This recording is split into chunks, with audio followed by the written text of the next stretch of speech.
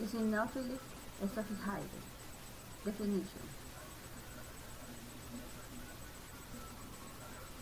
Eosinophilic esophagitis, also known as EOE, is a disease characterized by the presence of a large number of a special type of white blood cells, the eosinophils, that can cause inflammation in the esophagus.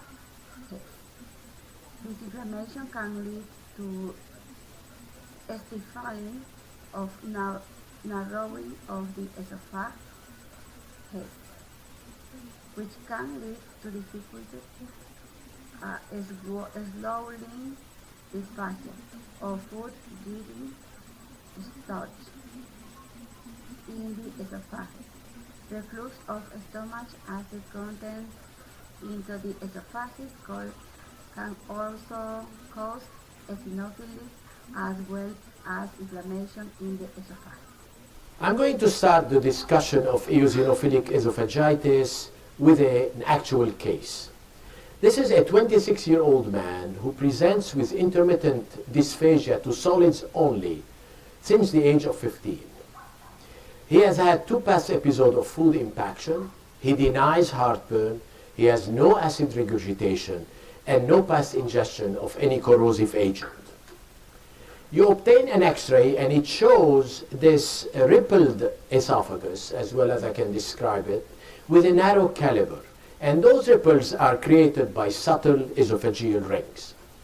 Next, you obtain an endoscopy and you see the succession of concentric firm rings throughout the entire esophagus. So your observation is that the esophagus is narrow, that there are multiple rings. You take multiple biopsies and you go ahead and dilate the esophagus using Savory dilators from 12 to 15 millimeters. And post-dilation, you take a look. On the left, you have the guide wire still in place. And on the right, after dilation, you notice that you have produced what we would call a superficial laceration or a Symptoms. The most common presenting symptoms in adults are difficult swallowing, swallowing food and food impact. With food gets lodged in the esophagus and is unable to pass into the stomach. If patients develop as food infection of endoscopy is often needed to help relieve this obstruction. Most adults with symptoms are between the age of 20 to 40. Although there have been cases of adult presentation at much later age. Other less common symptoms include heartburn and chest pain. Esophagitis. I know that's a mouthful, so I think for the rest of the video I'll just say EE, a little bit easier. So your esophagus is the tube that connects your mouth to your stomach, so that's a conduit for food.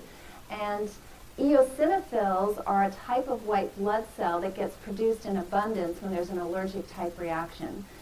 So if you think of a condition where these white blood cells that get produced in abundance because of an allergic reaction, and they're doing so in a tube that's a conduit for food, what would be the first thing you would think of? Maybe you should change what you're eating. I'm not trying to be rude here, but it kind of makes sense, right? I mean, sometimes it's best not to overthink when, maybe the description of the disease kind of leads you to a solution.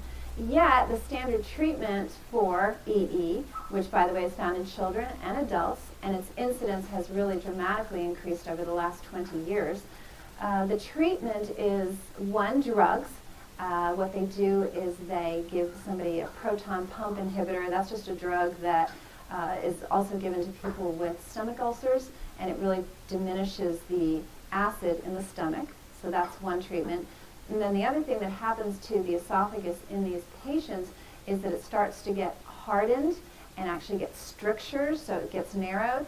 And so the symptoms are, for children, failure to thrive. Of course, they don't want to eat because it hurts and they feel uncomfortable. And then when they're old enough to speak, they talk about feeling burning, or it's hard to swallow. Difficulty swallowing is kind of the hallmark symptom. You find people who chew their food, they have to chew it rather excessively before they swallow. They won't eat certain things like, chunks of meat or bread that might get stuck in their throat. So they really have to alter how they're eating based on what they're feeling. So if the drug doesn't work, then they can actually mechanically dilate the esophagus because it's starting to get more narrow. So I don't know if boys and men have naturally narrower esophagi than women, but for some reason it is more common, the condition is more common in men and boys than it is in women. So there hasn't been much reasoning behind that, but those are the facts. What I wanted to tell you about was a study in gastroenterology that was just published a week ago on February 14th that looked at changing diet. So this was brilliant, right? Because those eosinophils get produced due to an allergic reaction.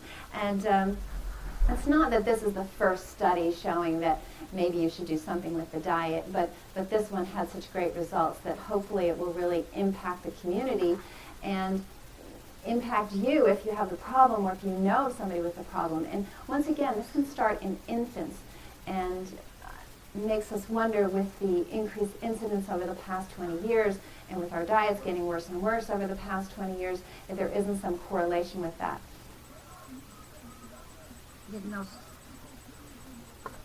Currently, the only way to diagnose this condition is by performing an upper endoscopy with biopsy, taking thin piece of tissue of the esophagus.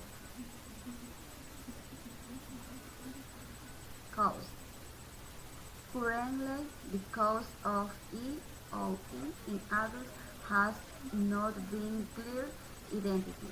Some studies have suggested an allergic reaction or environmental on food allergy.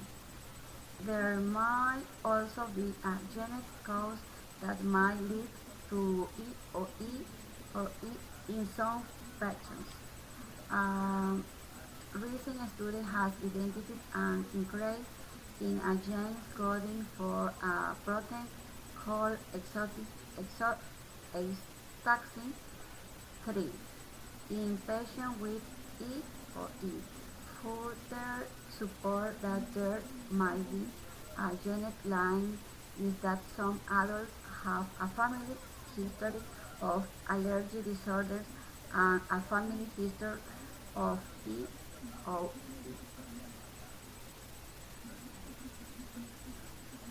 Treatment. Currently, there is no one accepted therapy for our patients with EOE, although dietary therapy is the most common treatment of pediatric EOE. This has not been witnessed except among gastroenterologists who treat adult patients. My adult patients are inhaled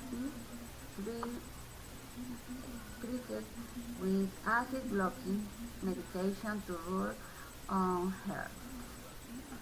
If this does not improve symptoms or tissue change of the eosinophilic, then start taking using an asthma inhaler, but slowing rather than inhaled by the patient have been treated with good.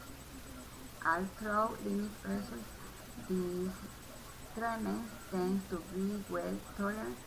Side effects of a fungal infection called through or candida of the esophagus are relatively rare.